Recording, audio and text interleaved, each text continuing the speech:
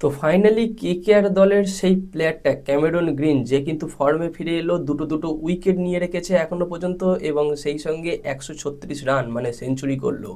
সেই সঙ্গে কেকেআর দল হয়তো হর্ষিত রানার রিপ্লেসমেন্টটা পেয়ে গেলে, তাও এমন একজন প্লেয়ারকে পেয়েছে, সে হলো বাঁহাতি পেস বোলার, যে এই রকম একটা প্লেয়ার এই মুহূর্তে কেকেআর দলে নেই। এবং সেই সঙ্গে কেকেআর দলের সবথেকে শক্তিশালী প্লেইং ইলেভেন কি হতে পারে এই বছর, সেইটাও জানাবো এই ভিডিওতে। এমনকি কেকেআর দলের যে হোম ম্যাচগুলো হবে, মানে আমাদের ইডেন গার্ডেনে, সেই ইডেন গার্ডেনে কেকেআর দলের টিকিটের মূল্য কত টাকা করে ধার্য করা হয়েছে মাথাপিছু, সেই সকল কিছু বলবো। কারণ টিকিট বুকিংয়ের অপশান কিন্তু চলে এসেছে, টিকিট বুকিং শুরু হয়ে গেছে। তো চলো বন্ধুরা, ইম্পর্টেন্ট টপিক হতে চলেছে, অবশ্যই তোমরা ভিডিওটা শেষ পর্যন্ত দেখতে থাকো, এবং ভিডিওটা দেখার পরে তোমাদের কি মতামত সেটা অবশ্যই কমেন্টে জানিয়ে দিয়েছো। তো চলো ভিডিওর মেন টপিকে যাওয়া যাক। তো প্রথমে যে বিষয়টা নিয়ে কথা বলবো সেটা হলো হর্ষিত রানার রিপ্লেসমেন্ট। তো দেখো বন্ধুরা, গতদিন আমি এই বিষয়টা নিয়ে অলরেডি আলোচনা করেছি, যেখানে 4-5টা প্লেয়ারের নাম বলেছি। অবশ্যই সেখানে মানি গাডওয়াল, আকাশ মাধিয়াল, এই সমস্ত প্লেয়ারগুলো ছিল। কিন্তু এই মুহূর্তে হয়তো কেকেআর দল আর নেবে না, একজন প্লেয়ার পেয়ে গেছে, যে হলো বাঁহাতি পেস বোলার, এবং সে হলো জম্মু কাশ্মীরের বোলার, যার নাম হলো সুনীল কুমার। যদিও সে এই মুহূর্তে কেকেআর দলে নেট বোলার হিসাবে রয়েছে, কিন্তু অভিষেক নায়ারের আন্ডারে আমরা অনেক প্লেয়ারকে এমন দেখেছি যে তারা ভালো পারফরমেন্স করেছে, ভালো খেলেছে। প্রসিদ্ধ কৃষ্ণা, সেও কিন্তু একসময় কেকেআর দলের নেট বোলার ছিল, এবং এই মুহূর্তে সে ভারতীয় জাতীয় দলের প্লেয়ার। হয়তো প্রথম একাদশে সব ক্ষেত্রে সুযোগ পায় না, কিন্তু সে ভারতের জাতীয় দলের হয়ে ডেবিউ করেছে এবং অনেক ম্যাচও খেলে ফেলেছে। তো এই সুনীল কুমার হলো বাঁহাতি একজন পেস বোলার, যেখানে এই বছর রঞ্জি ট্রফি জিতেছে জম্মু কাশ্মীর, এটা তোমরা সবাই জানো। যেখানে এই রেড বলে বা টেস্ট ফরম্যাটে তার কিন্তু বোলিং খুব ভালো, বেশ ভালো সুইং করাতে পারে। বয়স 29 বছর, কিন্তু টি-20 কেরিয়ার সেইভাবে তার উজ্জ্বল নয়। এখনও পর্যন্ত টি-20 কেরিয়ারে টোটাল 3টে ম্যাচই খেলেছে, তবে একটা ম্যাচ সৈয়দ মুস্তাক আলী ট্রফিতে 2025 সালে, যেটা তার সবথেকে বেস্ট, যেখানে 32 রানে 3 উইকেট নিয়েছিল 4 ওভার বল করে।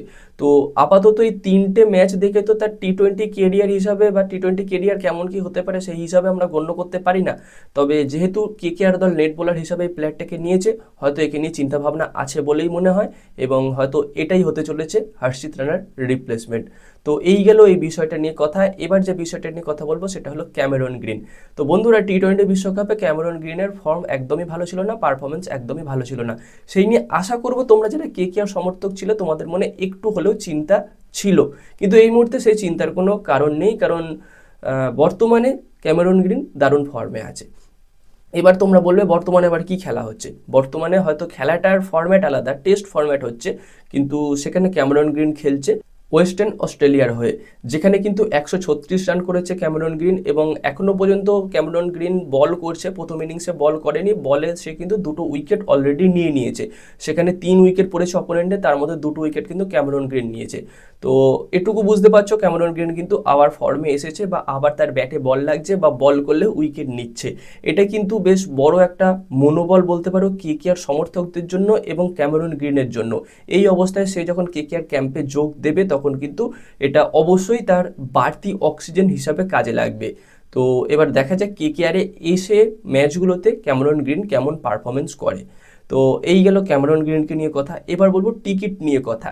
দেখো, টিকিটের কিন্তু বুকিং শুরু হয়ে গেছে, আর এই বছর টিকিট কিন্তু একটু দাম বেশি আছে, মানে ন্যূনতম 1200 টাকা, এবং তার ওপরে 1500, 1800 এইরকম সব রয়েছে।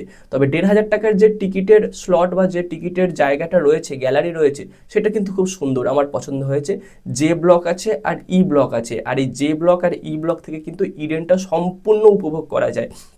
মাঝখানে কোনো অবস্ট্রাকশন থাকে না, মাঝখানে কোনো বাধা থাকে না, দারুণভাবে দেখা যায়। আর অন্যান্য ব্লকের ক্ষেত্রে দেখা গেছে যে মাঝখানে কোনো পিলার আছে বা কোনো সমস্যা আছে, সেক্ষেত্রে কিন্তু বল পুরোপুরি ফোকাস করা যায় না। তবে জে ব্লক আর ই ব্লক কিন্তু খুব ভালো, আর এদের টিকিটের মূল্য করা হয়েছে 1500 টাকা। তোমরা এখন থেকে টিকিট বুকিং করতে পারো। তো এই গেল টিকিট বুকিং বা যাবতীয় কথা। এবার কথা বলবো কেকেআর দলের কেমন প্লেইং ইলেভেন হতে পারে। তো দেখো, ব্লেসিং মুজরাবানি আশায় কিন্তু কেকেআর দলের ফরম্যাট বা কেকেআর দলের প্লেইং ইলেভেনের কিছুটা পরিবর্তন হবে। সেখানে হয়তো রোবমান পাওয়েল আর সুযোগ পাবে না। আর এই কথার প্রসঙ্গে আরেকটা কথা বলে রাখি, এই বছর কিন্তু কেকেআর দলের ক্যাপ্টেন অজিঙ্ক্য রাহানেই থাকছে, যেটা অফিসিয়ালভাবে কনফার্মেশন চলে এসেছে। দেখো আমি তোমাদের স্ক্রিনশটও দেখিয়ে দিচ্ছি আজকের, যেটা কিন্তু আজকে পরিষ্কার হয়ে গেছে যে কেকেআর দলের ক্যাপ্টেন এই বছরও অজিঙ্ক্য রাহানেই থাকতে চলেছে। অনেক সময় অনেকেও মনে করছিল, যে আমিও মনে করেছি যে কেকেআর দলের ক্যাপ্টেন হয়তো এই বছর অজিঙ্ক্য রাহানে থাকবে না, রিঙ্কু সিংকে দেওয়া হতে পারে, কিন্তু রিঙ্কু সিং থাকছে না, অজিঙ্ক্য রাহানেই থাকছে। তো এবার যদি কেকেআর দলের প্লেইং 11 নিয়ে কথা বলি, দেখো টপ 3-তে খেলবে ক্যামেরন গ্রিন, এটা অভিষেক নায়ার অনেকদিন আগে থেকে জানিয়ে দিয়েছে, এবং সুনীল নারিন খেলবে, মানে সুনীল নারিন টপ অর্ডারে খেলবে না, এটাও জানিয়ে দিয়েছে। আর এই ইনফরমেশনটা পাওয়ার পরেও বা এই খবরটা বেরোনোর পরেও কিভাবে অনেকেও প্লেইং 11 সাজায় যে সুনীল নারিনকে দিয়ে ওপেন করাচ্ছে, ক্যামেরন গ্রিনকে 2 ডাউনে নামাচ্ছে, আমি বুঝে পাচ্ছি না।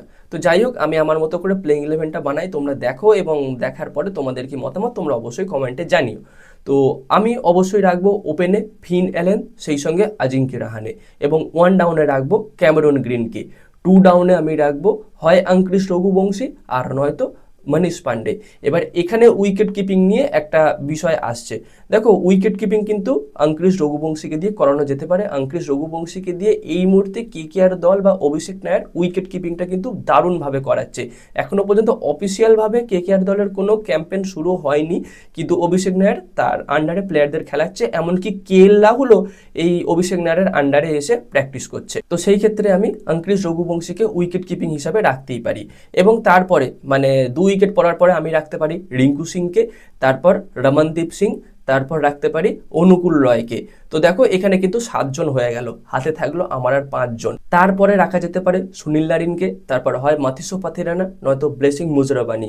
এবার কথা হলো, যদি মাথিসো পাথিরানা প্রথম থেকে ফিট থাকে তাহলে মাথিসো পাথিরানাই খেলবে, আর নয়তো প্রথমের ম্যাচগুলো হয়তো ব্লেসিং মুজরাবানিকে দিয়েই খেলানো হতে পারে। এবং তারপরে আকাশদীপ আছে, বরুণ চক্রবর্তী আছে, এবং সেই সঙ্গে ভৈভব অরোরার একটা অপশান থাকছে। এবার কথা হলো, আর একটা প্লেয়ার তোমার স্টকে থাকছে, যে হলো তেজস্বী ধাইয়া। সেও কিন্তু খতরনাক ব্যাটসম্যান, সেও কিন্তু উইকেট কিপিং করতে পারে, মানে উইকেট কিপার ব্যাটসম্যান। তো সেই জায়গায় দাঁড়িয়ে তুমি তেজস্বী ধাইয়াকে খেলাতে পারো অ্যাজ এ ইম্প্যাক্ট প্লেয়ার। মানে ভৈভব অরোরা যখন বোলিংয়ের দরকার হলো সে বোলিং করলো, এবং যখন ব্যাটিংয়ের দরকার হলো তখন সেই জায়গায় ব্যাটিং করতে পারবে তোমার তেজস্বী ধাইয়া। এবং উইকেট কিপিংটাও আঙ্ক্রিস রঘুবংশী থাকছে, আঙ্ক্রিস রঘুবংশীকে তুমি সরিয়ে দিয়ে তেজস্বী ধাইয়াকে দিয়ে উইকেট কিপিং করাতে পারছো। তোমার কিন্তু অনেকগুলো অপশান থাকছে।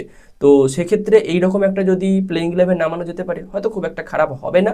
তো এবার কথা হলো, অবশ্যই অভিষেক নায়ার আছেন আমাদের ওপরে, তিনি বিষয়টা আরও ভালো বুঝবেন, এবং তাছাড়াও মানে শেন ওয়াটসন আছেন, ব্রাভো আছেন, সাউথি আছেন, আর কি বলবো, মানে তারা অনেক বড় ক্রিকেট মানে জ্ঞানী। তো তাদের কাছে আমরা কিছুই না, তারা অবশ্যই তাদের মতো করে প্লেইং 11টা সাজাবেন, সেটা দেখার জন্য আমরা তো অবশ্যই অধীর আগ্রহে বসে আছি। আর এই প্লেইং 11টা দেখে তোমাদের কি মতামত অবশ্যই কমেন্টে জানিও, এবং তোমাদের হিসাবে প্লেইং 11টা কেমন হওয়া উচিত সেটাও কমেন্টে জানাতে ভুলো না। তো বন্ধুরা, এটাই ছিল আজকের আপডেট।